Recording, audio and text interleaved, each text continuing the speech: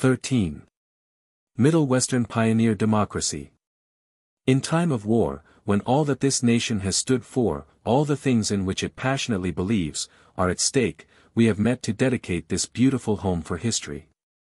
There is a fitness in the occasion. It is for historic ideals that we are fighting.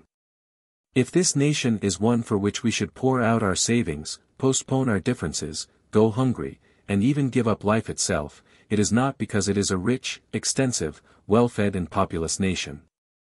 It is because from its early days America has pressed onward toward a goal of its own, that it has followed an ideal, the ideal of a democracy developing under conditions unlike those of any other age or country. We are fighting not for an old world ideal, not for an abstraction, not for a philosophical revolution. Broad and generous as are our sympathies, widely scattered in origin as are our people, keenly as we feel the call of kinship, the thrill of sympathy with the stricken nations across the Atlantic. We are fighting for the historic ideals of the United States, for the continued existence of the type of society in which we believe, because we have proved it good, for the things which drew European exiles to our shores, and which inspired the hopes of the pioneers. We are at war that the history of the United States, rich with the record of high human purposes, and of faith in the destiny of the common man under freedom, filled with the promises of a better world, may not become the lost and tragic story of a futile dream.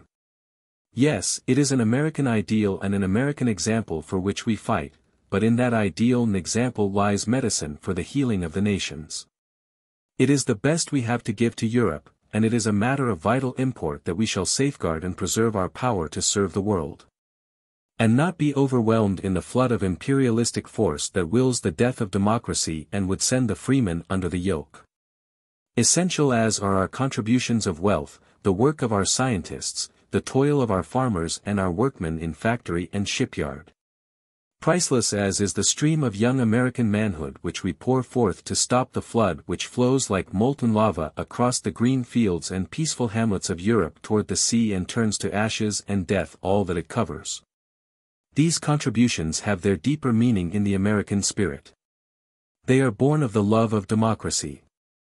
Long ago in prophetic words Walt Whitman voiced the meaning of our present sacrifices. Sail, sail thy best, ship of democracy.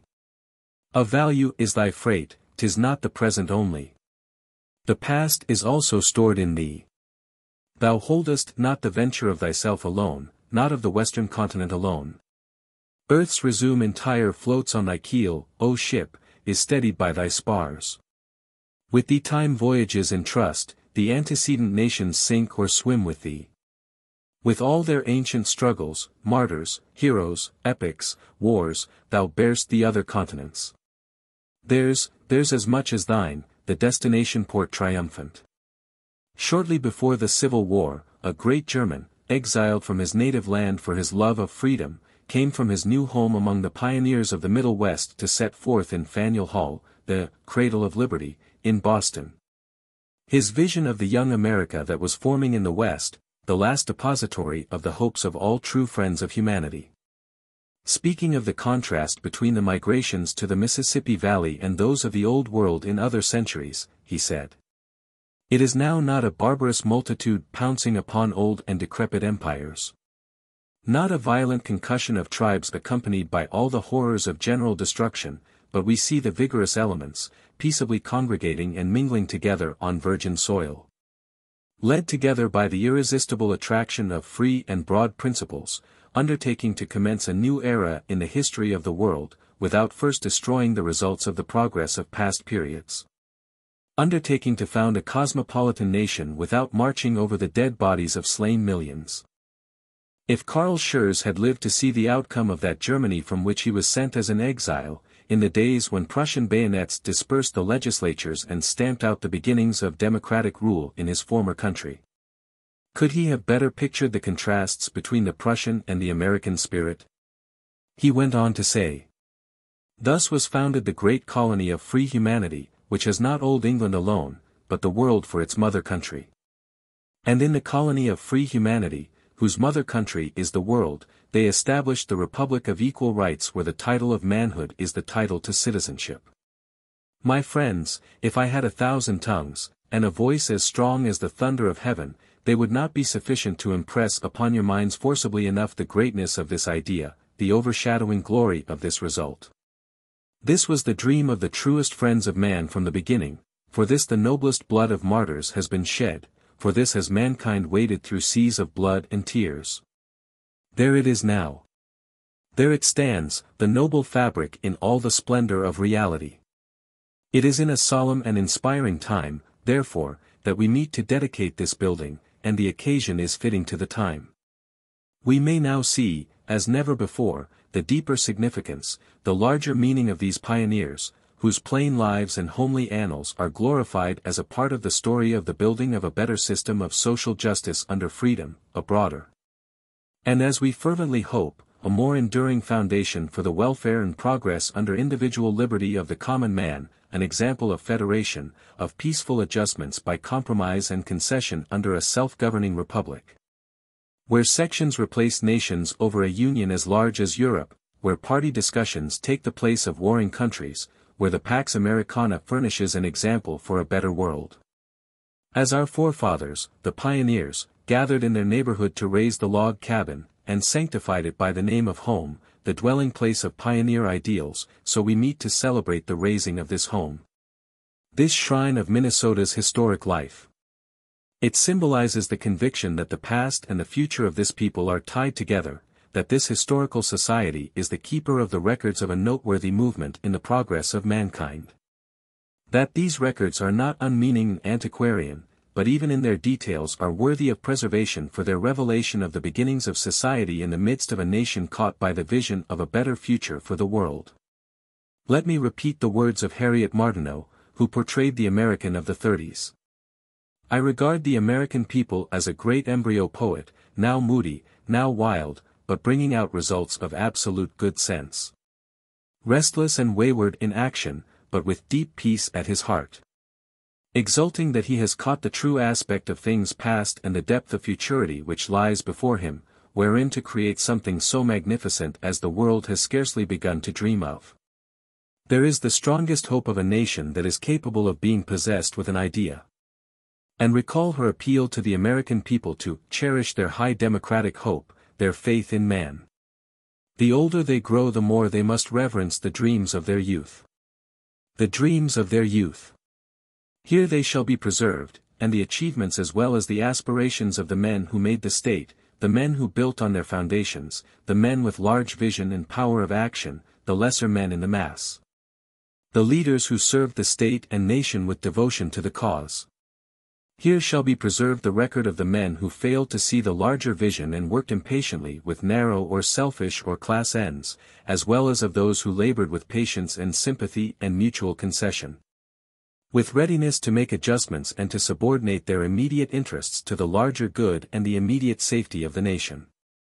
In the archives of such an old institution as that of the Historical Society of Massachusetts, whose treasures run to the beginnings of the Puritan colonization, the students cannot fail to find the evidence that a state historical society is a book of judgment wherein is made up the record of a people and its leaders. So, as time unfolds, shall be the collections of this society, the depository of the material that shall preserve the memory of this people. Each section of this widely extended and varied nation has its own peculiar past, its special form of society, its traits and its leaders. It were a pity if any section left its annals solely to the collectors of a remote region. And it were a pity if its collections were not transformed into printed documents and monographic studies which can go to the libraries of all the parts of the Union and thus enable the student to see the nation as a whole in its past as well as in its present. This society finds its special field of activity in a great state of the Middle West, so new, as history reckons time, that its annals are still predominantly those of the pioneers. But so rapidly growing that already the era of the pioneers is a part of the history of the past, capable of being handled objectively, seen in a perspective that is not possible to the observer of the present conditions.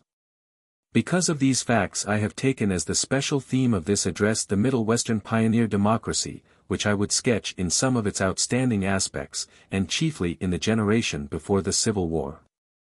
For it was from those pioneers that the later colonization to the newer parts of the Mississippi Valley derived much of their traits, and from whom large numbers of them came. The north-central states as a whole is a region comparable to all of Central Europe. Of these states, a large part of the Old Northwest, Ohio, Indiana, Illinois, Michigan and Wisconsin. And their sisters beyond the Mississippi, Missouri, Iowa and Minnesota, were still, in the middle of the 19th century, the home of an essentially pioneer society. Within the lifetime of many living men, Wisconsin was called the Far West, and Minnesota was a land of the Indian and the fur traders, a wilderness of forest and prairie beyond the edge of cultivation. That portion of this great region which was still in the pioneering period of settlement by 1850 was alone about as extensive as the old 13 states, or Germany and Austria-Hungary combined. The region was a huge geographic mold for a new society, modeled by nature on the scale of the Great Lakes, the Ohio Valley, the Upper Mississippi and the Missouri. Simple and majestic in its vast outlines, it was graven into a variety that in its detail also had a largeness of design. From the Great Lakes extended the massive glacial sheet which covered that mighty basin and laid down treasures of soil. Vast forests of pine shrouded its upper zone, breaking into hardwood and the oak openings as they neared the ocean-like expanses of the prairies. Forests again along the Ohio Valley, and beyond, to the west, lay the levels of the Great Plains. Within the earth were unexploited treasures of coal and lead, copper and iron in such form and quantity as were to revolutionize the industrial processes of the world. But nature's revelations are progressive, and it was rather the marvelous adaptation of the soil to the raising of corn and wheat that drew the pioneers to this land of promise, and made a new era of colonization. In the unity with variety of this pioneer empire and in its broad levels we have a promise of its society. First had come the children of the interior of the South, and with axe and rifle in hand had cut their clearings in the forest, raised their log cabins.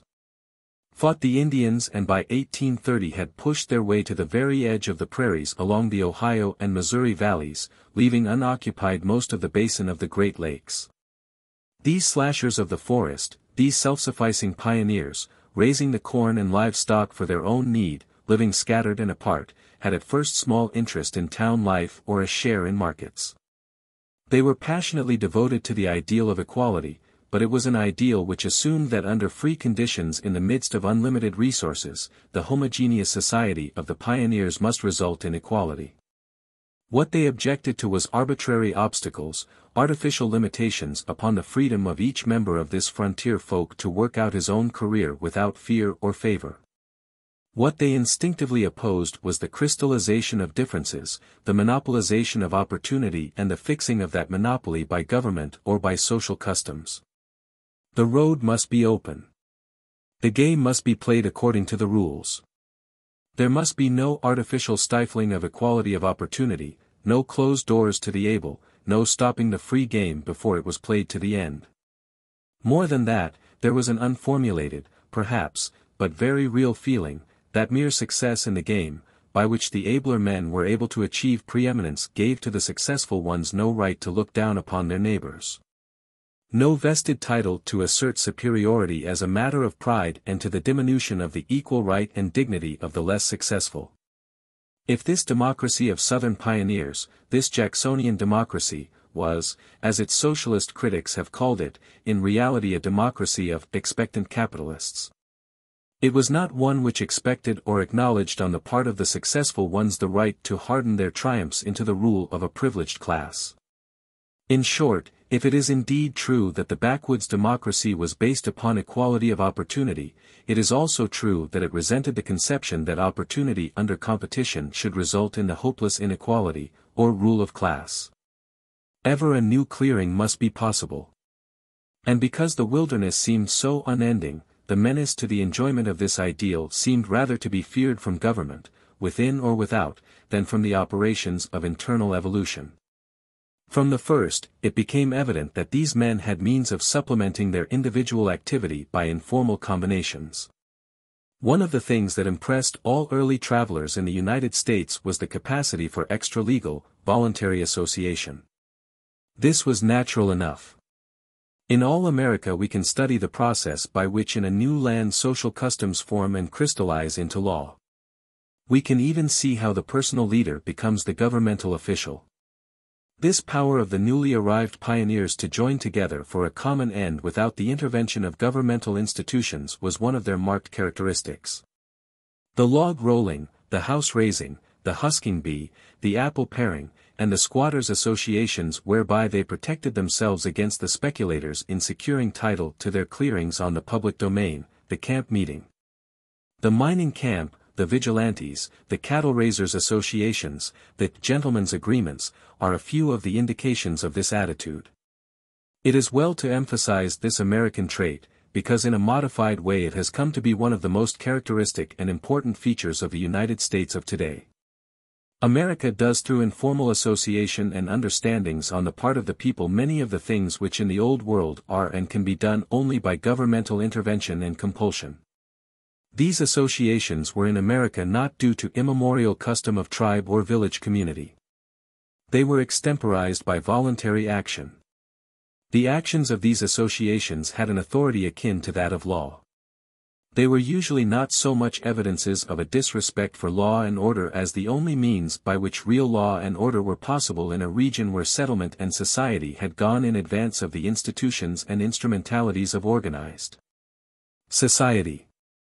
Because of these elements of individualistic competition and the power of spontaneous association, pioneers were responsive to leadership. The backwoodsmen knew that under the free opportunities of his life the abler man would reveal himself, and show them the way. By free choice and not by compulsion, by spontaneous impulse, and not by the domination of a caste, they rallied around a cause, they supported an issue. They yielded to the principle of government by agreement, and they hated the doctrine of autocracy even before it gained a name. They looked forward to the extension of their American principles to the Old World, and their keenest apprehensions came from the possibility of the extension of the Old World system of arbitrary rule. Its class wars and rivalries and interventions to the destruction of the free states and democratic institutions which they were building in the forests of America.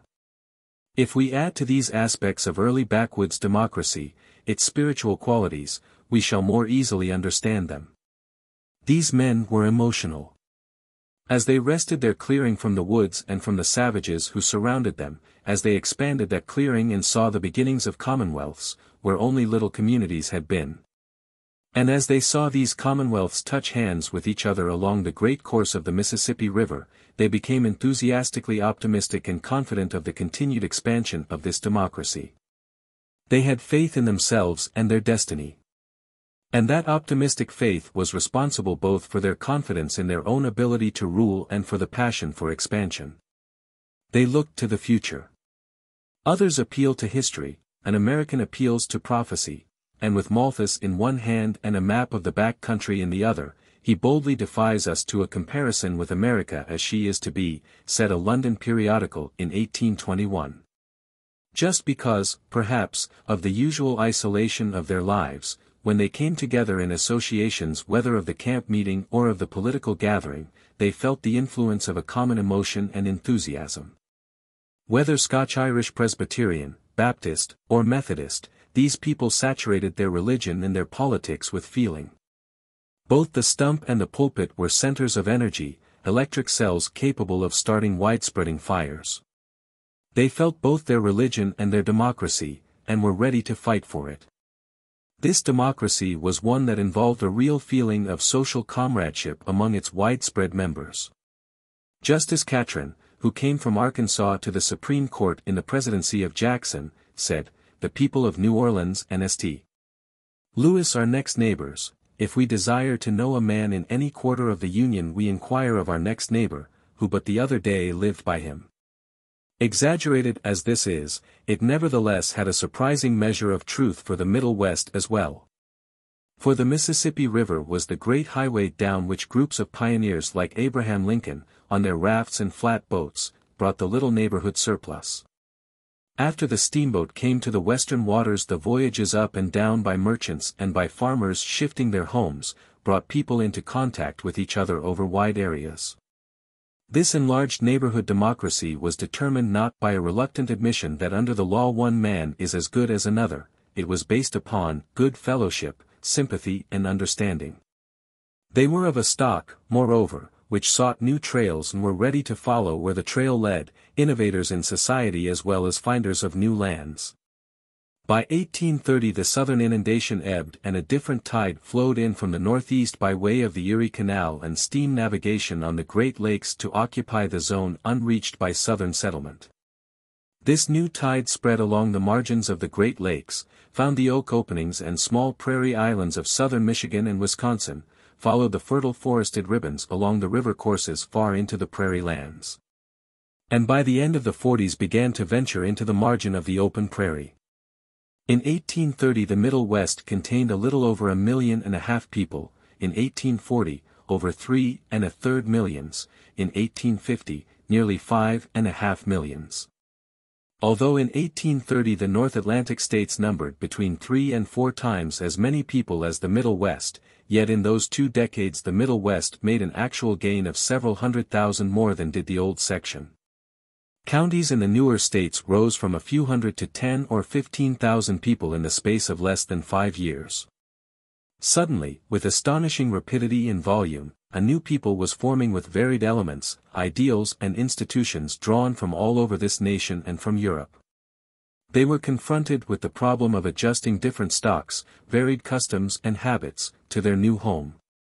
In comparison with the Ohio Valley, the peculiarity of the occupation of the northern zone of the Middle West lay in the fact that the native element was predominantly from the older settlements of the Middle West itself and from New York and New England. But it was from the central and western counties of New York and from the western and northern parts of New England, the rural regions of declining agricultural prosperity, that the bulk of this element came. Thus the influence of the Middle West stretched into the Northeast, and attracted a farming population already suffering from Western competition. The advantage of abundant, fertile, and cheap land, the richer agricultural returns, and especially the opportunities for youth to rise in all the trades and professions, gave strength to this competition. By it New England was profoundly and permanently modified. This Yankee stock carried with it a habit of community life, in contrast with the individualistic democracy of the southern element. The colonizing land companies, the town, the school, the church, the feeling of local unity, furnished the evidences of this instinct for communities. This instinct was accompanied by the creation of cities, the production of a surplus for market, the reaching out to connections with the trading centers of the East. The evolution of a more complex and at the same time a more integrated industrial society than that of the Southern pioneer. But they did not carry with them the unmodified New England institutions and traits. They came at a time and from a people less satisfied with the old order than were their neighbors in the East. They were the young men with initiative, with discontent. The New York element especially was affected by the radicalism of locofoco democracy, which was in itself a protest against the established order. The winds of the prairies swept away almost at once a mass of old habits and prepossessions. Said one of these pioneers in a letter to friends in the East. If you value ease more than money or prosperity, don't come. Hands are too few for the work, houses for the inhabitants, and days for the day's work to be done. Next, if you can't stand seeing your old New England ideas, ways of doing, and living, and in fact, all of the good old Yankee fashions knocked out of shape and altered, or thrown by as unsuited to the climate, don't be caught out here. But if you can bear grief with a smile, can put up with a scale of accommodations ranging from the soft side of a plank before the fire, and perhaps 3 in a bed at that, down through the middling and inferior grades. If you are never at a loss for ways to do the most unpracticable things without tools, if you can do all this and some more, come on. It is a universal rule here to help one another, each one keeping an eye single to his own business. They knew that they were leaving many dear associations of the old home, giving up many of the comforts of life, sacrificing things which those who remained thought too vital to civilization to be left. But they were not mere materialists ready to surrender all that life is worth for immediate gain. They were idealists themselves, sacrificing the ease of the immediate future for the welfare of their children, and convinced of the possibility of helping to bring about a better social order and a freer life. They were social idealists. But they based their ideals on trust in the common man and the readiness to make adjustments, not on the rule of a benevolent despot or a controlling class. The attraction of this new home reached also into the Old World and gave a new hope and new impulses to the people of Germany, of England, of Ireland, and of Scandinavia. Both economic influences and revolutionary discontent promoted German migration at this time. Economic causes brought the larger volume, but the quest for liberty brought the leaders, many of whom were German political exiles.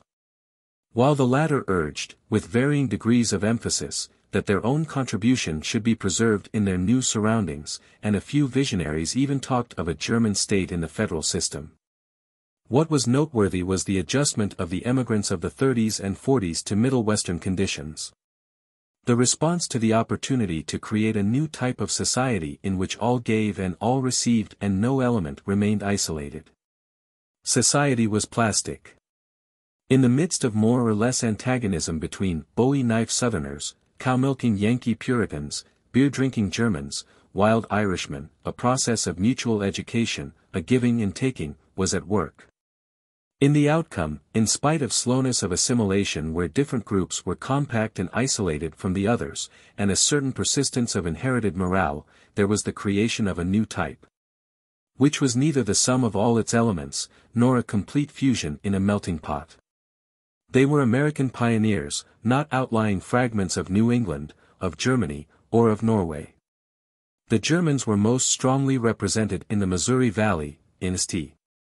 Louis, in Illinois opposite that city, and in the Lake Shore counties of eastern Wisconsin north from Milwaukee. In Cincinnati and Cleveland there were many Germans, while in nearly half the counties of Ohio, the German immigrants and the Pennsylvania Germans held nearly or quite the balance of political power. The Irish came primarily as workers on turnpikes, canals and railroads, and tended to remain along such lines, or to gather in the growing cities. The Scandinavians, of whom the largest proportion were Norwegians, founded their colonies in northern Illinois, and in southern Wisconsin about the Fox and the headwaters of Rock River, whence in later years they spread into Iowa, Minnesota and North Dakota. By 1850 about 1/6 of the people of the Middle West were of North Atlantic birth, about 1/8 of Southern birth, and a like fraction of foreign birth, of whom the Germans were twice as numerous as the Irish.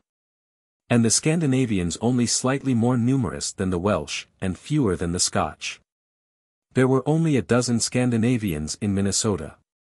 The natives of the British Islands, together with the natives of British North America in the Middle West, numbered nearly as many as the natives of German lands. But in 1850 almost 3/5 of the population were natives of the Middle West itself, and over a third of the population lived in Ohio. The cities were especially a mixture of peoples. In the 5 larger cities of the section natives and foreigners were nearly balanced. In Chicago the Irish, Germans and natives of the North Atlantic states about equaled each other. But in all the other cities, the Germans exceeded the Irish in varying proportions. There were nearly 3-to-1 in Milwaukee. It is not merely that the section was growing rapidly and was made up of various stocks with many different cultures, sectional and European. What is more significant is that these elements did not remain as separate strata underneath an established ruling order, as was the case particularly in New England. All were accepted and intermingling components of a forming society, plastic and absorptive.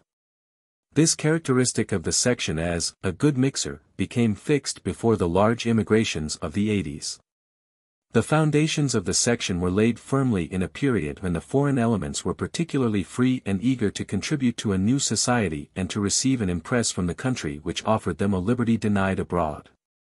Significant as is this fact, and influential in the solution of America's present problems, it is no more important than the fact that in the decade before the Civil War, the Southern element in the Middle West had also had nearly 2 generations of direct association with the Northern, and had finally been engulfed in a tide of Northeastern and Old World settlers. In this society of pioneers men learned to drop their old national animosities. One of the immigrant guides of the 50s urged the newcomers to abandon their racial animosities. "The American laughs at these steerage quarrels," said the author. Thus the Middle West was teaching the lesson of national cross-fertilization instead of national enmities, the possibility of a newer and richer civilization, not by preserving unmodified or isolated the old component elements, but by breaking down the line fences, by merging the individual life in the common product, a new product, which held the promise of world brotherhood. If the pioneers divided their allegiance between various parties, Whig, Democrat, Free Soil or Republican, it does not follow that the Western Whig was like the Eastern Whig.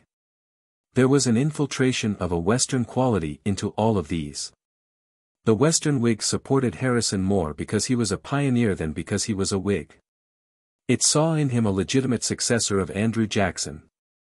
The campaign of 1840 was a Middle Western camp meeting on a huge scale.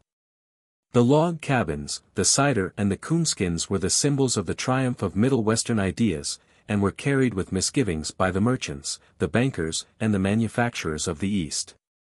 In like fashion, the Middle Western wing of the Democratic Party was as different from the Southern wing wherein lay its strength, as Douglas was from Calhoun.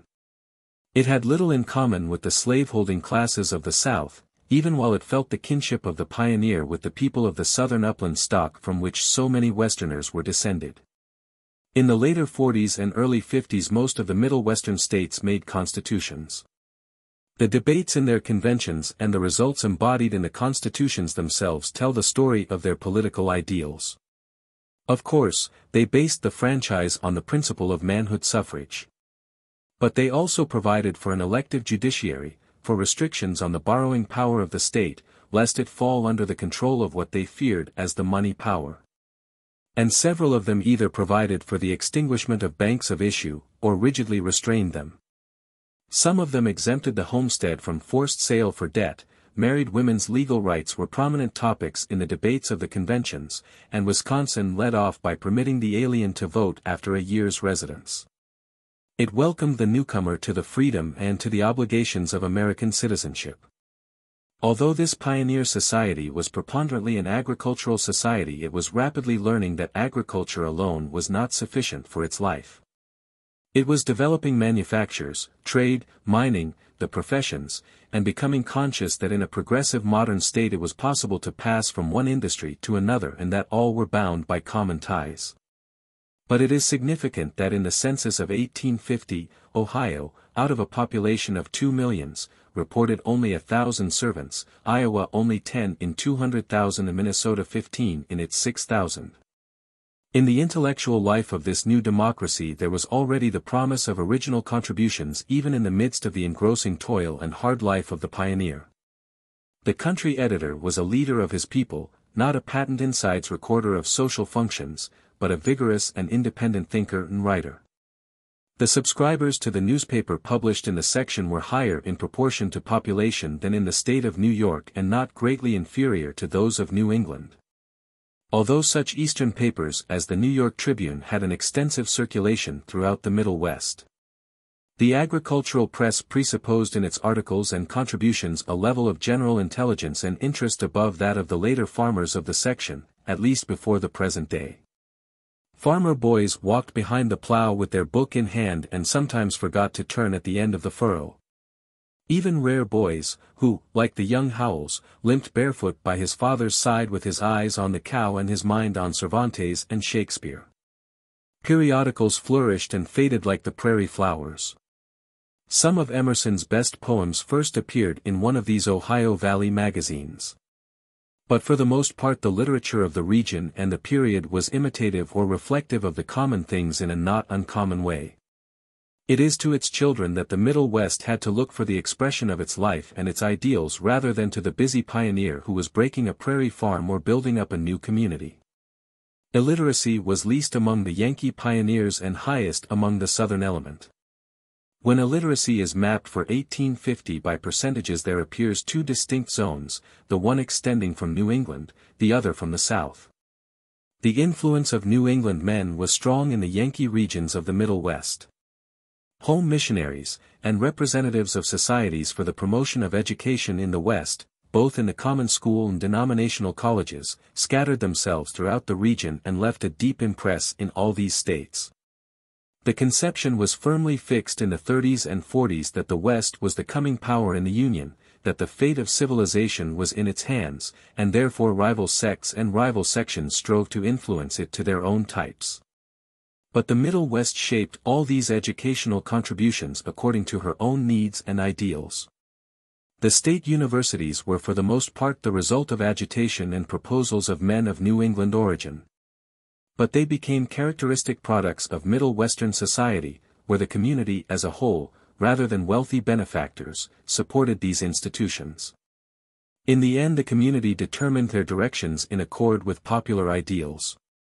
They reached down more deeply into the ranks of the common people than did the New England or Middle State colleges, they laid more emphasis upon the obviously useful, and became coeducational at an early date. This dominance of the community ideals had dangers for the universities, which were called to raise ideals and to point new ways, rather than to conform. Challenging the spaces of the West, struck by the rapidity with which a new society was unfolding under their gaze, it is not strange that the pioneers dealt in the superlative and saw their destiny with optimistic eyes. The meadow lot of the small intervale had become the prairie, stretching farther than their gaze could reach. All was motion and change. A restlessness was universal. Men moved, in their single life, from Vermont to New York, from New York to Ohio, from Ohio to Wisconsin, from Wisconsin to California, and longed for the Hawaiian Islands. When the bark started from their fence rails, they felt the call to change. They were conscious of the mobility of their society and gloried in it. They broke with the past and thought to create something finer, more fitting for humanity, more beneficial for the average man than the world had ever seen. With the past we have literally nothing to do, said B. Gratz Brown in a Missouri 4th of July oration in 1850, save to dream of it. Its lessons are lost and its tongue is silent. We are ourselves at the head and front of all political experience. Precedents have lost their virtue and all their authority is gone. Experience can profit us only to guard from antiquated delusions. The yoke of opinion, wrote Channing to a Western friend, speaking of New England, is a heavy one, often crushing individuality of judgment and action, and he added that the habits, rules, and criticisms under which he had grown up had not left him the freedom and courage which are needed in the style of address best suited to the Western people. Channing no doubt unduly stressed the freedom of the West in this respect. The frontier had its own conventions and prejudices, and New England was breaking its own cake of custom and proclaiming a new liberty at the very time he wrote. But there was truth in the Eastern thought of the West, as a land of intellectual toleration, one which questioned the old order of things and made innovation its very creed. The West laid emphasis upon the practical and demanded that ideals should be put to work for useful ends. Ideals were tested by their direct contributions to the betterment of the average man, rather than by the production of the man of exceptional genius and distinction. For, in fine, this was the goal of the Middle West, the welfare of the average man.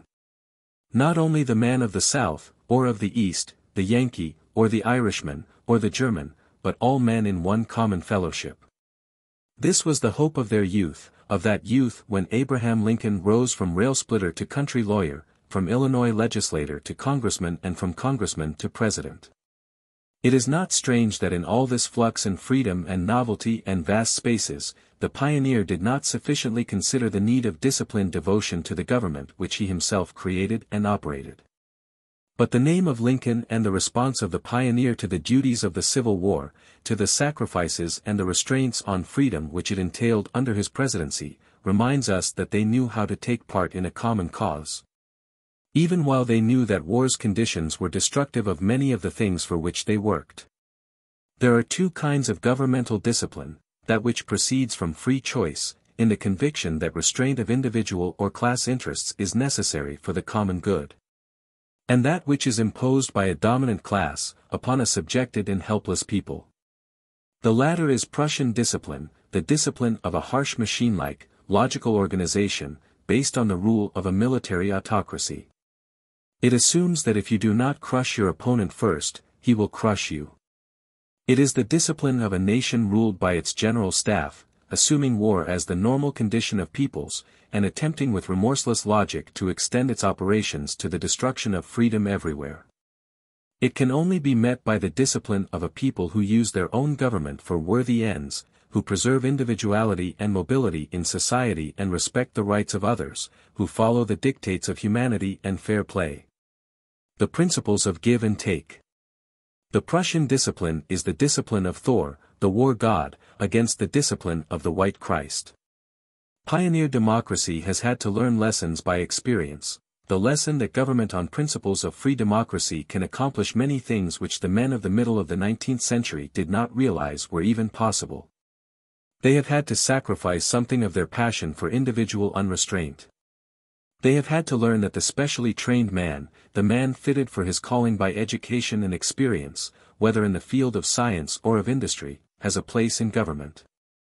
That the rule of the people is effective and enduring only as it incorporates the trained specialist into the organization of that government, whether as umpire between contending interests or as the efficient instrument in the hands of democracy. Organized democracy after the era of free land has learned that popular government to be successful must not only be legitimately the choice of the whole people.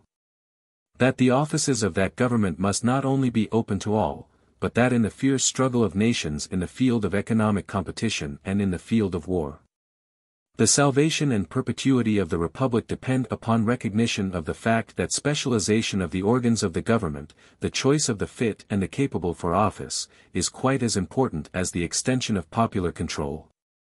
When we lost our free lands and our isolation from the old world, we lost our immunity from the results of mistakes, of waste, of inefficiency, and of inexperience in our government. But in the present day we are also learning another lesson which was better known to the pioneers than to their immediate successors. We are learning that the distinction arising from devotion to the interests of the Commonwealth is a higher distinction than mere success in economic competition. America is now awarding laurels to the men who sacrifice their triumphs in the rivalry of business in order to give their service to the cause of a liberty-loving nation, their wealth and their genius to the success of her ideals. That craving for distinction which once drew men to pile up wealth and exhibit power over the industrial processes of the nation, is now finding a new outlet in the craving for distinction that comes from service to the Union. In satisfaction in the use of great talent for the good of the Republic. And all over the nation, in voluntary organizations for aid to the government, is being shown the pioneer principle of association that was expressed in the house raising. It is shown in the Red Cross, the Y.M.C.A. the Knights of Columbus, the councils and boards of science, commerce, labor, agriculture. And in all the countless other types, from the association of women in their kitchen who carry out the recommendations of the food director and revive the plain living of the pioneer, to the Boy Scouts who are laying the foundations for a self-disciplined and virile generation worthy to follow the trail of the backwoodsmen. It is an inspiring prophecy of the revival of the old pioneer conception of the obligations and opportunities of neighborliness, broadening to a national and even to an international scope. The promise of what that wise and lamented philosopher, Josiah Royce called, the beloved community. In the spirit of the pioneers' house raising lies the salvation of the Republic. This then is the heritage of pioneer experience, a passionate belief that a democracy was possible which should leave the individual apart to play in free society and not make him a cog in a machine operated from above. Which trusted in the common man, in his tolerance, his ability to adjust differences with good humor, and to work out an American type from the contributions of all nations, a type for which he would fight against those who challenged it in arms. And for which in time of war he would make sacrifices, even the temporary sacrifice of individual freedom and his life, lest that freedom be lost forever. Footnotes. An address delivered at the dedication of the building of the State Historical Society of Minnesota, May 11, 1918. Printed by permission of the Society. See de Tocqueville's interesting appreciation of this American phenomenon. Index. Absentee proprietors. Achievement. Adams, Henry. Adams, J. Q. Agriculture. Middle West. Agriculture, Department of Alamance. Alaska. Albany, Albany Congress of 1754. Algonquin Indians. Aliens, land tenure by Allegheny Mountains. As barrier to be overcome. Allen, Ethan. Allen, W. V. American Historical Association. American History, Social Forces. Survey of Recent. American Life, Distinguishing Feature. American People. American Spirit. American System. Americanization, Effective. Arid Lands. Aristocracy. Army Posts, Frontier. Prototypes. Asia. Association, Voluntary. Astor's American Fur Company. Atlantic Coast, as Early Frontier. Mississippi Valley and Northern, History. Atlantic Frontier, Composition. Atlantic States. Augusta, Georgia. Autocracy. Back Country. Democracy of New England. Backwood Society. Backwoodsmen. Bacon, Francis. Bacon's Rebellion. Baltimore, Trade. Bancroft, George. Bank. Bedford, Pennsylvania. Beecher, Lyman. Bell, John. Benton, T. H. Berkshires. Beverly, Robert. Manor. Birch Seal. Black Hills. Blackmar, F. W. Blank Patents. Blood Feud. Blunt, William. Blue Ridge. Boone, A. J. Boone, Daniel. Boston, Trade. Boutme, E. G. Braddock, Edward. Brattle, Thomas. British and Middle West. Brown, B. Gratz. Brunswick County, Virginia. Bryan, W. J. Bryce, James. Buffalo, N. Y. Buffalo Herds. Buffer State. Burke, Edmund. On the Germans. Byrd, Colonel William. Calhoun, J. C. On Representation. Policy of obtaining Western trade for the South. California. Gold. Canada. Barrier between and the United States. Border warfare. Homesteads. Middle West and wheat fields. Canadians. Canals, deep water. Capital. Concentration and combinations. Capitalistic classes. Capitalists. Expectant. Capitals, state, transfers. Captains of industry. Carnegie, Andrew. Caroline Cowpens. Catron, John. Cattle raising in Virginia. Census, first, frontier at. Census of 1820, frontier. Census of 1890. Extinction of frontier. Center of nation. Channing, W. E. Charleston, S. C. Chase, S. P. Cherry Valley. Chicago. Character. Chillicothe.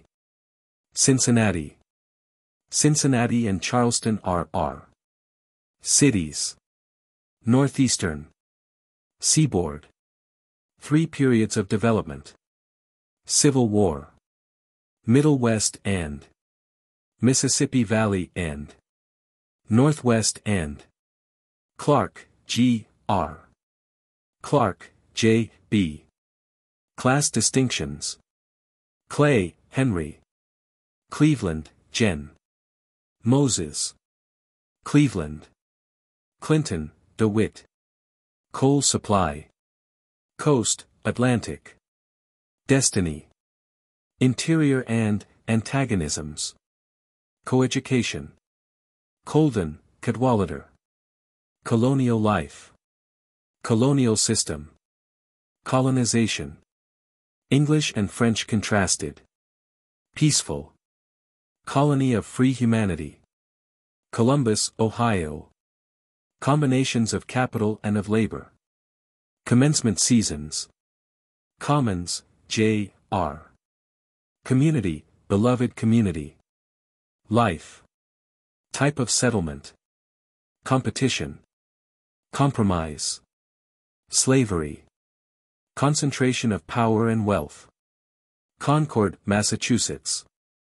Concurrent majority. Congregational church. Congress and frontiersmen. Connecticut, frontier towns. Land policy. Connecticut River. Connecticut Valley. Conquest. Conscience, American. Constitution, U.S. Constitutional Convention of 1787. Constitutions, state. Reconstruction. Cooperation, voluntary. Corn, areas. Belt. Corporations. Cotton culture. Early extension. Transfer from the east to Mississippi Valley. Cotton Kingdom. Coureurs de bois. Cow pens. Crockett, Davy. Crops, migration. Currency. Evil. Expansion. Cutler, Manasseh. Dairy interests in Wisconsin. Dakotas, settlement. Darien, Georgia. Davis, Jefferson. DeBow, J.D.B. DeBow's Review. Debs, E.V. Dedham. Deerfield. Democracy. Doubts of. Established in Old West. Free land and. Frontier, early. Frontier and. Godkin on. In early 18th century. Jacksonian. Jeffersonian. Magnitude of achievement in the West. Middle West. Mississippi Valley. Neighborhood. New type in West. Ohio Valley, influence. Ohio Valley and. Organized. Origin. Outcome of American experiences. Pressure on the universities. Significance of Mississippi Valley in promoting.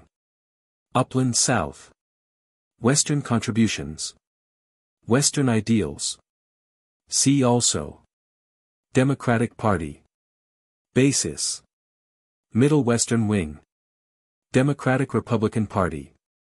Denver, Colorado. De Tocqueville. C. Detroit. Development, American. For changes. Personal. Significant decade. Study of. True point of view. Western. D'Iberville.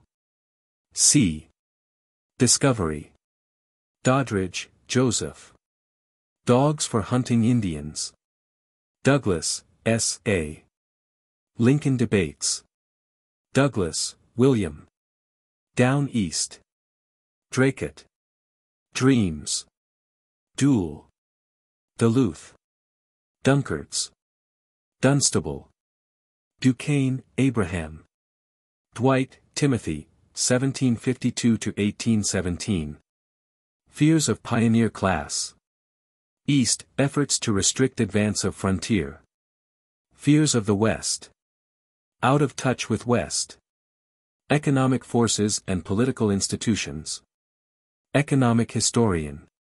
Economic legislation and Ohio Valley. Education. Middle West. Edwards, Jonathan. Eggleston, Melville. Eliot, C. W. On Corporation. On Democracy and Slavery. Emerson, R. W. On Lincoln. England, Decrease of Dependence on. Mississippi Valley and. Old Northwest and. English pioneers. English settlers in Michigan and Wisconsin. English stock and English speech. Equality. New England. Western settlers. Erie Canal. Europe, American democracy and. How America reacted on. Southeastern. Europeans. Evolution, American, as key to history. Expansion. Ohio Valley and world politics. Experts. Fall line. Efforts to establish military frontier on Fairfax, Lord. Far East. Far West. Farmlands. Farm machinery. Farmers. Farmers' frontier. Federal colonial system. Federal Reserve districts. Fertility. Field, Marshal. Finance. Pioneer ideas. Firearms and Indians. Furman, Giles. Food supply.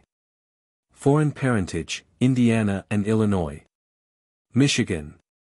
Western states. Wisconsin. Foreign policy. Forest service. Forest philosophy. Foresters. Forests. Middle West. Fortified houses. Fourierists. France, efforts to revive empire in America. Middle West and Mississippi Valley and Western exploration. Franchise. Franklin, Benjamin, Mississippi Valley and on the Germans. Free Soil Party. French explorers. French frontier. French settlers in Michigan and Wisconsin. Frontier, conservative attitude toward advance. Definition. Demand for independent statehood. Efforts to check and restrict it. Evil effects. Extinction. Farmers. First official. French. Importance as a military training school. Influence toward democracy. Kinds and modes of advance. Massachusetts. Military, of Old West. Religious aspects. Spanish. Towns in Massachusetts. Various comparisons. Frontiersmen. In Congress. Mississippi Valley. Virginia idea. Fulton, Robert. Fur trade. England after Revolution. Hudson River. Southern, Old West. Gallatin, Albert. Galveston. Garfield, J. A. Geographic factors. Geographic provinces. Georgia. Restriction of land tenure. Settlement. Germanic germs.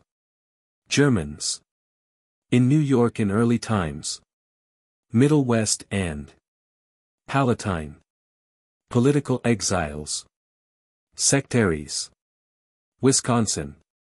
Zone of settlement in Great Valley. Glarus. Glenn, James. Godkin, E. L. Goochland County, Virginia.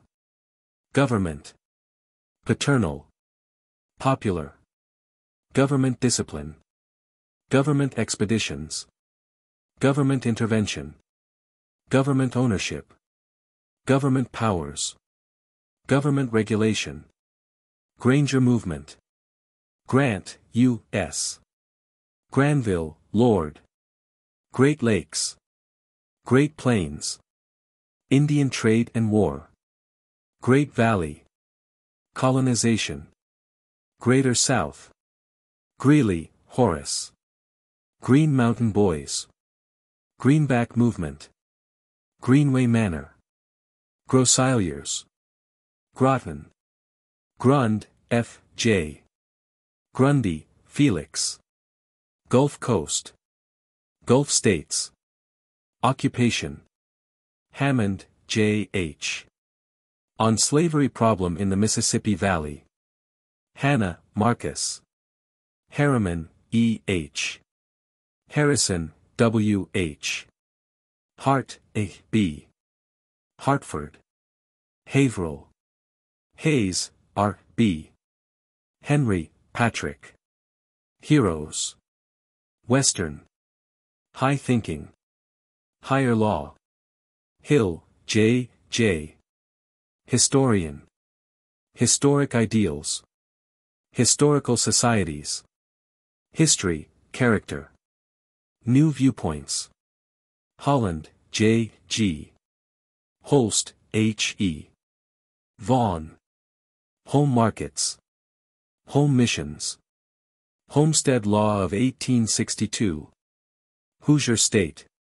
Housatonic River. Housatonic Valley. Houston, Sam. Howells, W. D. Hudson River. Frontier. Fur trade. Humanitarian movement. Huxley, T. H. On Modern Civilization. Iberville, P. Lewem, D. Icarians. Idealists, America the Goal. Social. Ideals. American, and the West. American, loyalty to. American historic.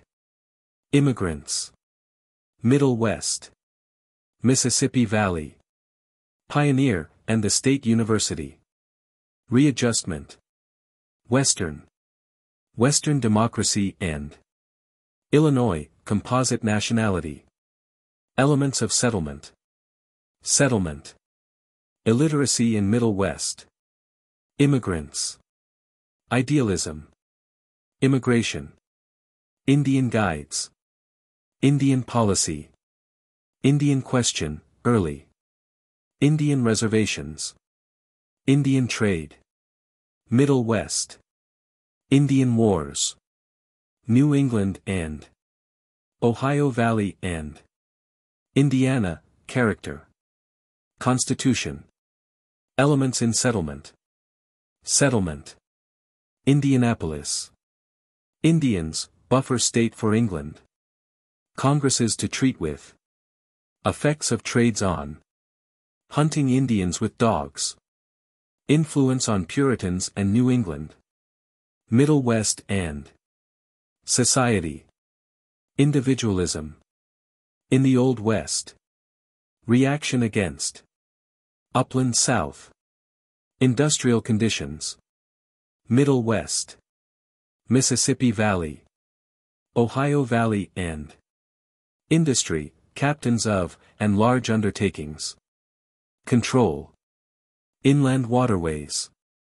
Insurgent movement. Intellectual life and the frontier. Intercolonial congresses. Interior and coast, antagonisms. Internal commerce. Internal improvements. After 1812 to break down barrier to West. Old West. Internal trade, Old West. Iowa. Elements and growth. Settlement. Ipswich. Irish. Iron mines in Middle West. Iron ore. Iroquois Indians. Irrigation. Isms. Izzard, Ralph. Jackson, Andrew. Personification of frontier traits. Jackson, Stonewall. Jacksonian democracy. James River. Settlement. Jefferson, Thomas. Conception of democracy. On England and the Mississippi. On the pioneer in Congress. On the importance of the Mississippi Valley. Jim River Valley. Johnson, R. M. Johnson, Sir William. Justice, direct forms in the West. Kansas. Populists. Settlers. Kansas City. Kentucky. Slavery. King Philip's War. Kipling, Rudyard, Forloper. Son of the English. Labor, combinations. Composition of laboring class. Labor theorists. Lamar, L. Q. C., 1825–1893. Lancaster, Massachusetts. Land. Abundance. Abundance, as basis of democracy. Alien tenure. Free, exhausted. Free Western. Fundamental fact in Western society. Mongering. See also. Land companies. Land grants. For schools and colleges. To railroads. Land Ordinance of 1785. Land policies. Land system, equality principle in New England. Georgia. Later federal. New England. New England conflicts. New York State. North Carolina. Old West. Pennsylvania. Virginia. Virginia grants to societies. La Salle. Laurentide Glacier. Law and order. Leadership. Educated. Lease, Mary Ellen. Legislation. Frontier and. Leicester. Lee, B. W. Lewis and Clark. Liberty, Bacon on. For universities. Individual. Western. Life as a whole. Lincoln, Abraham. Douglas debates. Embodiment of pioneer period. Ohio Valley, influence of. Lincoln, C. H.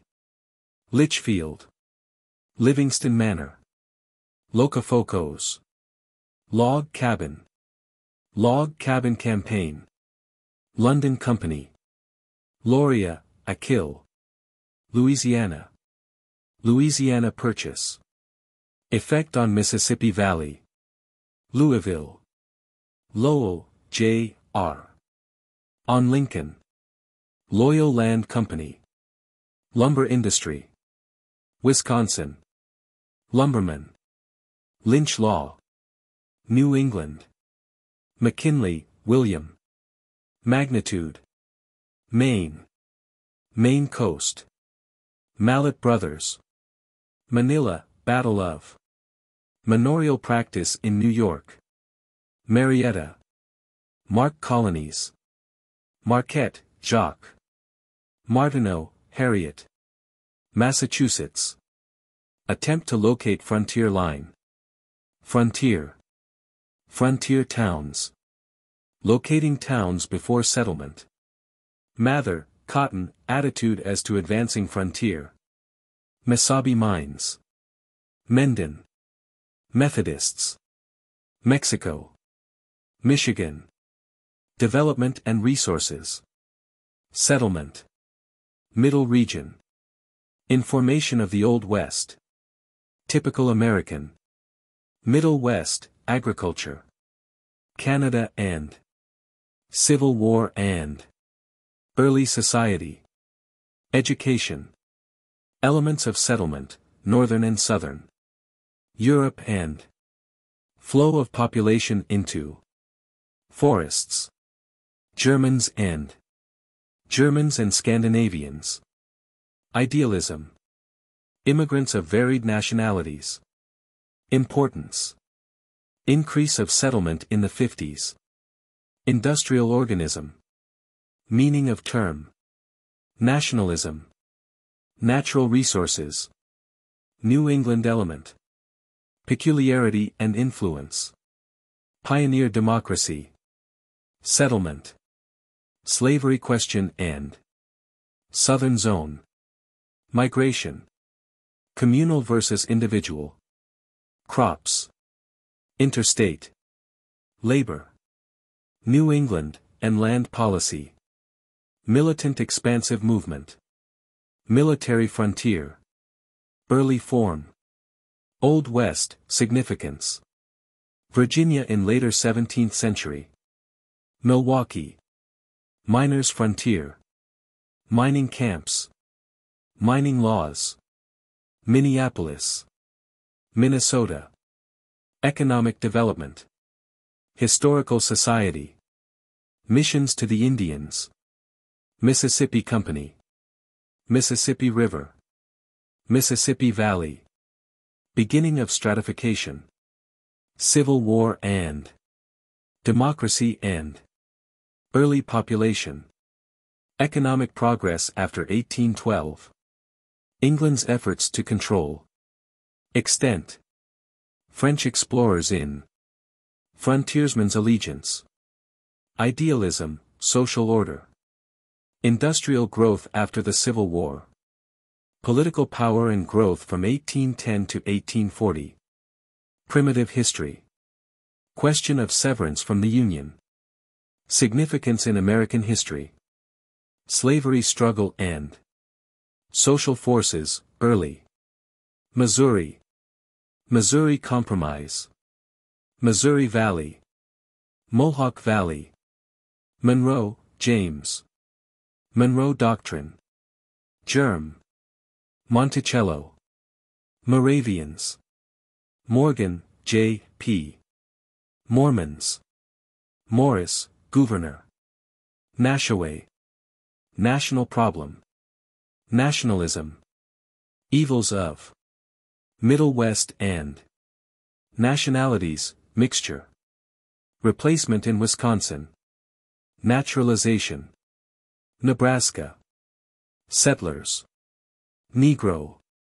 New England. Backlands. Coast versus interior. Colonies from. Culmination of frontier movement. Early official frontier line. Economic life. Effect on the West. Foreign element. Frontier protection. Frontier types. Greater New England. Ideas, and Middle West. Indian Wars. Land system. Middle West and Ohio settlement and Old West and Old West and interior New England. Pioneer type. Streams of settlement from two New Englands of the formative period of the Old West. New Englanders in the Middle West. In Wisconsin and the Lake region. Three movements of advance from the coast. Westernized. New Glarus. New Hampshire. New Hampshire grants. New Northwest. New Orleans. New South. Old West and New West. New York City. New York State, early frontier. Lack of expansive power. Land system. Settlement from New England. Western. Newspapers of the Middle West. Nitrates. Norfolk. North Carolina. Coast versus upland. In Indiana settlement. Public lands. Settlement. Slavery. Taxation. North Central states. Region as a whole. North Dakota, development. Northampton. Northfield. Northwest, democracy. Old and new. See also. Northwest Territory. Northwestern boundary. Norton, C.E. Norwegians. Nullification.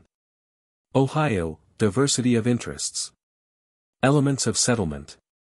History. New England element. Southern contribution to settlement. Ohio Company. Ohio River.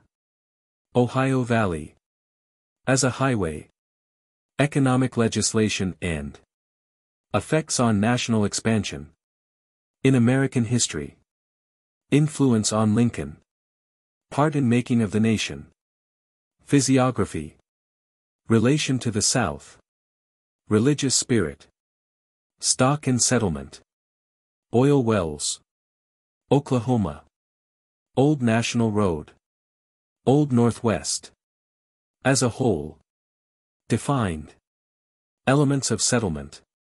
Political position. Social origin. Southern element in settlement. Turning point of control. Old South. Old West, colonization of areas beyond the mountains. Consequences of formation. New South and summary of frontier movement in 17th and early 18th centuries. Term defined. Old World. Effect of American frontier. West and opportunity. Orangeburg. Ordinance of 1787. Oregon Country. Orient. Osgood, H. L. Pacific Coast. Pacific Northwest. Pacific Ocean. Packing industries. Palatine Germans. New York State and Palisades. Panama Canal. Panics. Paper money. Parkman, Francis. Particular plantations. Past, lessons of.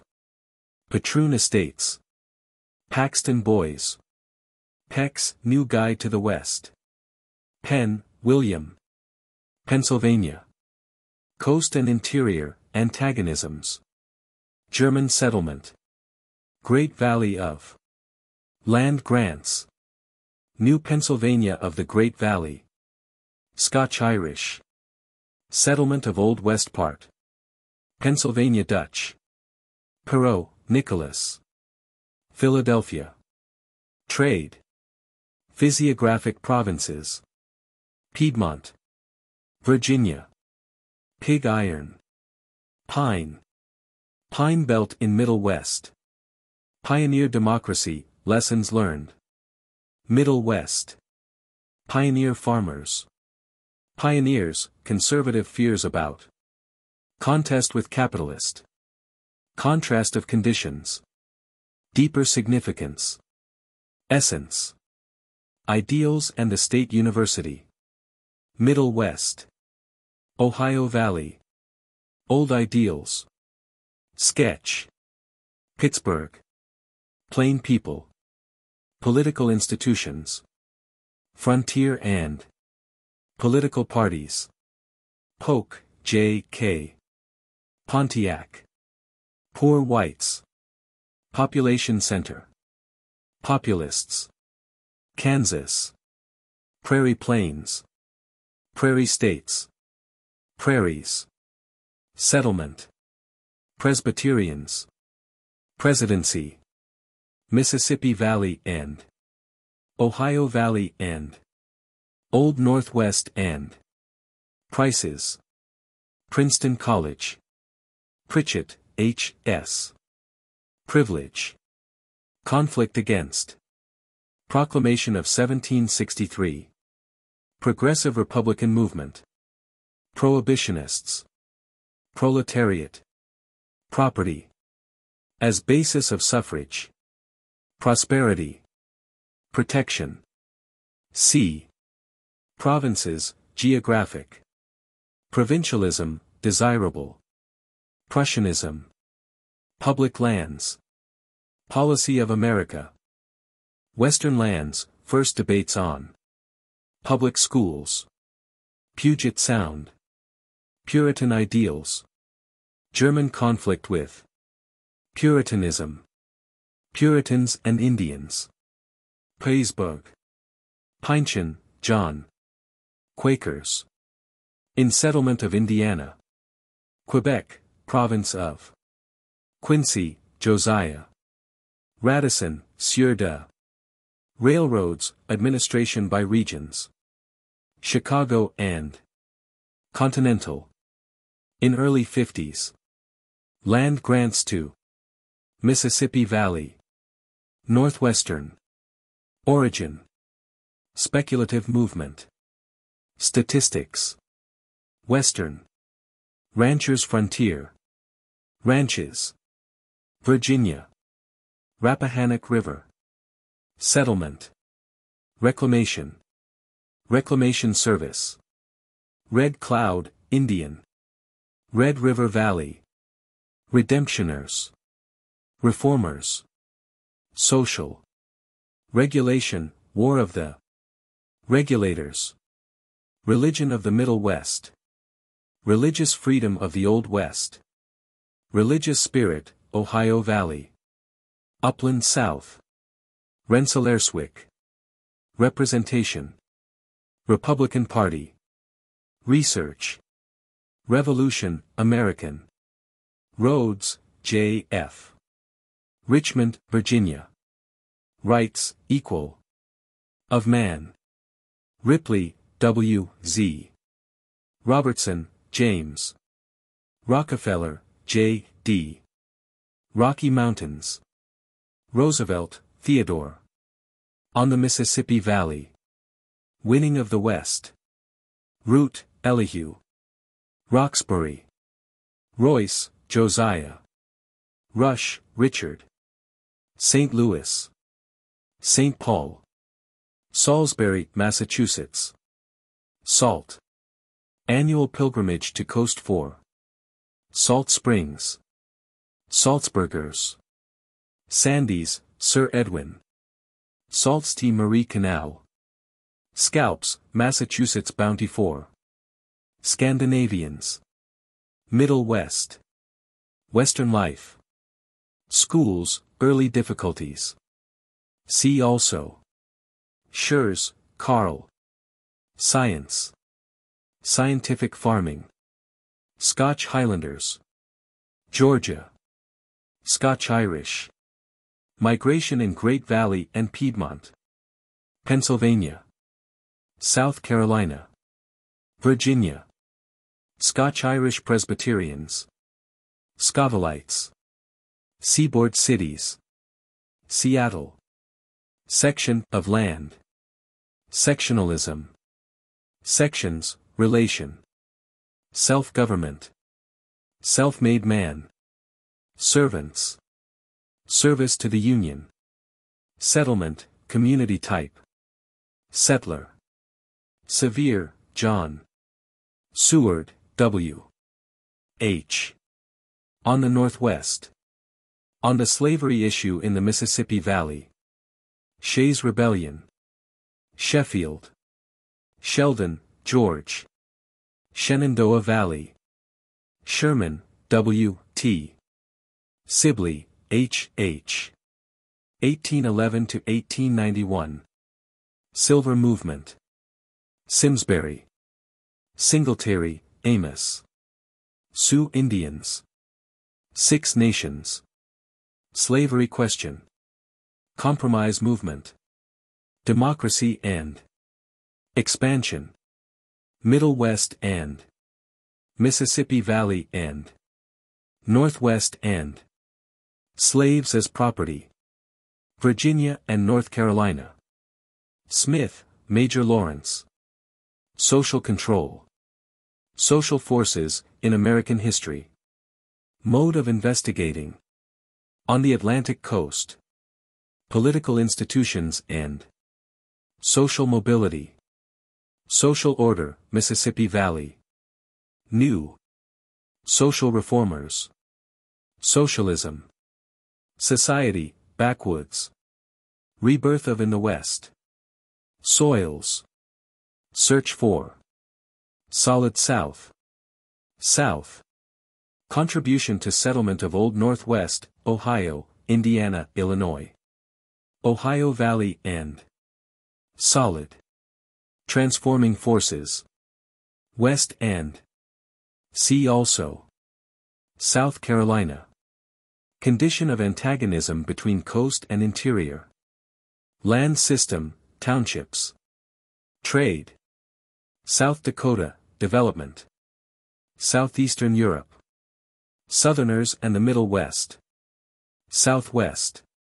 Spain. Mississippi Valley and Spangenberg, A.G. Spanish America. Spanish frontier. Spanish War. Speculation. Spoils system. Spotswood, Alexander. Mississippi Valley and Spotsylvania County, Virginia. Spreckles, clause. Squatter sovereignty. Squatters. Doctrines. Ideal. Middle West. Ohio Valley. Pennsylvania in 1726. Stark, John. State Historical Societies. State Lines. State Universities. As Safeguard of Democracy. Michigan. Peculiar Power. Pioneer Ideals and States, Checkerboard. Frontier Pioneers Demand for Statehood. Groups. New States versus Atlantic States. System of Staunton, Virginia. Steam navigation. Steel. Steel and iron industry. Stockbridge. Stoddard, Solomon. Success. Sudbury. Suffrage. Basis. Frontier and extension. Manhood. Superior, Lake. Iron mines. Swedes. Sims Purchase. Talleyrand. Taney, R. B. Tariff. Taylor, Zachary. Tecumseh. Tennessee. Democracy. Tennyson's Ulysses. Territories, System of. Texas. Thomas, J. B. Tocqueville, A. C. H. C. De. Toledo, Ohio. Toleration. Town meeting. Towns, legislating into existence. Locating, Massachusetts.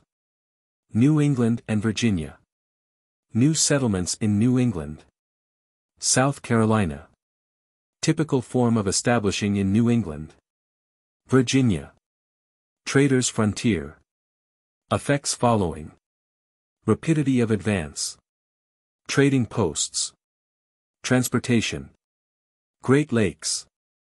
Tryon, William. Tuscarora War. Ulstermen. Unification of the West. United States, collection of nations. Development since 1890. Federal aspect. Fundamental forces. Original contribution to society. Wealth. U.S. Steel Corporation. Universities, duties. Function. Influence of university men. Need of freedom. Pressure of democracies on. State and. See also. Upland South. Religious spirit. Van Buren, Martin. Van Rensselaer Manor. Vandalia. Verendrys, the. Vermont. Vermonters in Wisconsin and Michigan. Vicksburg. Vigilance committees. Vinton, S. F. Virginia. Early attempt to establish frontier. Indian Wars. Inequalities, coast versus interior. Interest in Mississippi Valley. Land grants. Land grants to societies. Piedmont, Society. Piedmont portions. Settlement in latter part of 17th century. Slavery. Two Virginias in later 17th century. Western democracy and. Virginia Convention of 1829-30. Visions. Voyagers. Wachovia. Walker, F. A. War of 1812. Washington, George. Mississippi Valley and. Ohio Valley and. Wealth. Democracy versus. In politics. United States. Wells, town. Welsh tract. Wentworth, Benning. West, American ideals and. Beginning of. Center of interest. Constructive force. Contributions to democracy. Factor in American history. Ideals. Indefiniteness of term. Insurgent voice. Main streams of settlement. Mark of New England. Phase of division. Population. Problem of. South End. Warnings against. Middle West, see also. West Virginia. Westchester County, N.Y. Western colleges. Western life, dominant forces. Western Reserve. Western spirit. Western waters. Men of freedom and independence. Western world. Basis of its civilization. Wheat. Areas. Whig Party. White, Abraham. White, Hugh. Whitman, Walt. Wilderness. Wilkinson, James. Williams, John, 1664-1729. Williams, Roger. Windsor. Winthrop, John. Wisconsin. Development and elements. German element. New England element. Settlement. Wood, Abraham. Woodstock. World's Fairs. World Politics. Wyoming Valley. Yamasee War. Young America, Doctrine. Transcriber's notes. The following words appear in the text with and without hyphens. They have been left as in the original. Battlefield. Battlefield. Coastwise. Coastwise. Cowpens. Cowpens. Headrights. Headrights. Ironmaster. Ironmaster. Newcomers. Newcomers. Non-sectional. Non-sectional. Outvote. Outvote. Rail splitter. Rail splitters. Seaboard. Seaboard. Slave holding. Slave holding. Tidewater. Tidewater. Unwon. Unwon. The following corrections have been made to the text. Page 25, as the nation marched westward. Period is missing in original. Page 40, footnote 40:5, American colonies in the 17th century, quotation mark missing in original. Page 48, footnote 48:4, Sheldon, Deerfield. Quotation mark missing in original. Page 49, Your Honors, original has extraneous opening parenthesis, we haw but Lytel laughed. Page 53, The Frontier Towns. Original has extraneous quotation mark. Page 68, footnote 68:1, Powell, Physiographic Regions, original has extraneous single quote. Page 75, footnote 75:1, Eggleston, original has Eggleston, land system of the New England colonies. Page 86, at least 3 foot within the ground. Quotation mark missing in original. Page 96, footnote 96:3, N. Y. 1899, closing parenthesis missing in original, pages 149, 151. Page 117, footnote 117:3, pp. 440-447, original has 440 to 437. Page 118, it was being exploited, original has period. Page 118, footnote 118:2, N. C, original has N.C. Page 123, preemption and preemptions are hyphenated across line breaks in the original. The diaeresis has been reinserted in the rejoined words. Page 163, American backwoods men, original has backwoodsmen. Page 167, to add the settlements, original has settlements. Page 171, social conditions of the people whose, original has who, needs. Page 236, stronghold of resistance, original has resistance.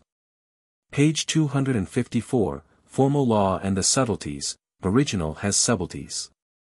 Page 268, that dwarf, original has extraneous word of, those of the old world. Page 310, to pause. To make an end, original has period. Page 348, to his own business. Original has extraneous quotation mark. Page 353, at least before, original has extraneous word at, the present day.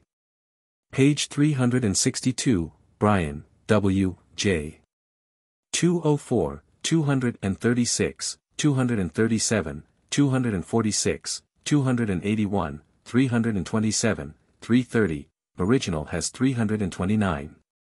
Page 363, under democracy, Godkin, original has Gookin, on, 307. Page 363, Democratic Party, 327, 330, original has 329. Page 363, Discovery, 271, original has 270, 293, 301. 306. Page 363, Douglas, original has Douglas, William, 109. Page 364, Forest, original has foreign, service, 320. Page 364, under Germans, Palatine, 5, 82, 100, 109, 124, original also lists page 32 in error. Page 366, Henry, Patrick. 94, original has 95. Page 366, under Indians, hunting Indians with dogs, 45, original has 95. Page 367, Kipling, Rudyard, Foreloper, original has Torloper, 270. Page 368, Marietta, 124, 133, original has 132, 223, 257. Page 368. Under Michigan, Development and Resources, 233, original has 232. Page 371, Pynchon, original has Piricon, John, 51, 52. Page 373, Spangenberg, original has Spangenberg, A. G. Spelling and punctuation errors in quoted material have been left as in the original. The index entry for James Glenn was after the entry for E. L. Godkin. The two entries were reversed to maintain alphabetical order. Index entries for Lester and Lee, B. W., were combined with the legislation entry.